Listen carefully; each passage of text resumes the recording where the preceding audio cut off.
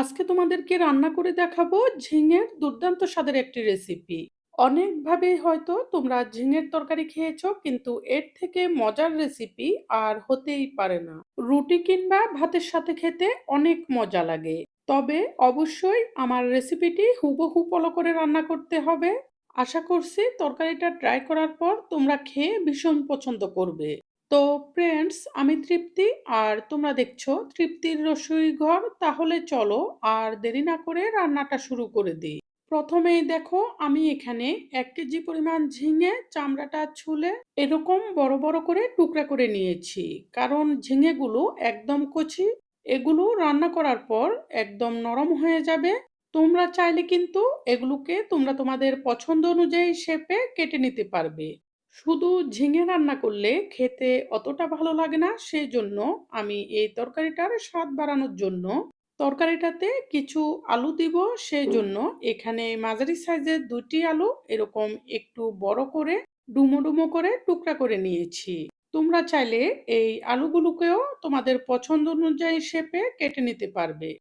এখন আমি এগুলোকে সাইডে রেখে দিব আর মিক্সারের ছোট বাটিতে একটি পেস্ট তৈরি করে নিব। সেই জন্য বাটিটিতে নিয়ে নিচ্ছি 3.5 চা চামচ মতো সাদা সরিষা। আমি ভিজিয়ে রেখেছিলাম, সেগুলোকে ছাঁকনিতে ছেঁকে নিয়ে নিচ্ছি। এগুলোর সাথে দিয়ে দিচ্ছি 1/2 চা চামচ থেকে একটু কম লবণ আর 4টি কাঁচামরিচ ভেঙে, আর অল্প করে জল দিয়ে দিয়েছি। এখন এগুলোকে মিক্সারে ভালো করে মিক্স করে নিব। লবণ এবং কাঁচামরিচটা দেওয়ার কারণে এই সরিষাগুলোর তেতো ভাবটা চলে যাবে। এরপর চুলায় একটি কড়াই বসিয়ে দিব আর কড়াইয়ে দিয়ে দিব 1/2 কাপ থেকে একটু কম সরিষার তেল।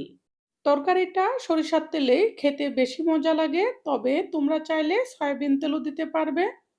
এরপর এখানে দিয়ে দিয়েছি একটি শুকনা মরিচ, এটিকে একটু নেড়ে এখানে দিয়ে দিচ্ছি অল্প করে কালো জিরে।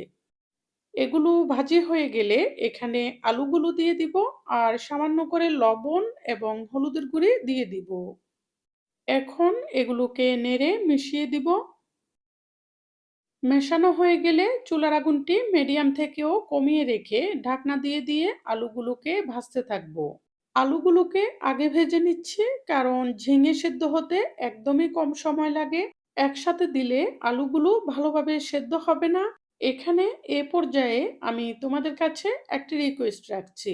তোমরা যারা আমার চ্যানেলে নতুন এসেছো, সকল ধরনের রান্নার সহজ এবং সুস্বাদু রেসিপিটি পেতে আমার চ্যানেলটি সাবস্ক্রাইব করে রেখো। আর যারা আগেই সাবস্ক্রাইব করে রেখেছো তাদের জন্য থাকছে অনেক ভালোবাসা। এভাবে কিছুক্ষণ ভাজার পর যখন আলুগুলো এরকম লাল লাল মতো ভাজি হয়ে যাবে, এই পর্যায়ে ঝিঙেগুলো দিয়ে দিব।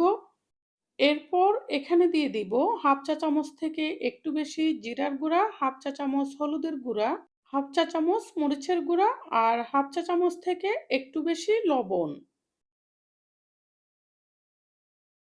এখন এগুলোকে নেড়ে মিশিয়ে দিব আর ঝিঙেগুলোকেও নেড়ে চেড়ে কিছুক্ষণ এগুলোর সাথে ভেজে নিব, ঝিঙেগুলো একটু নরম হয়ে যাওয়া পর্যন্ত। এ পর্যায়ে কিন্তু ভুলেও এগুলোকে ঢাকনা দেওয়া যাবে না, না হলে ঝিঙে থেকে অনেকটা জল বেরিয়ে যাবে। এমনিতে অল্প আগুনে নাড়তে নাড়তে এগুলো থেকে সামান্য জল বের হবে, এটা দিয়েই এগুলোকে কষানো হবে। এভাবে ভেজে কষিয়ে নেওয়ার পর এ পর্যায়ে এখানে পেস্ট করে রাখা সর্ষে বাটাটা দিয়ে দিব। বাটিটা ধুয়ে অল্প করে জল দিয়ে দিব। এখন এই সর্ষে বাটাটাকে এটার সাথে নেড়েচেড়ে একটু ভেজে নিব, যাতে করে সরিষার কাঁচা গন্ধটা চলে যায়।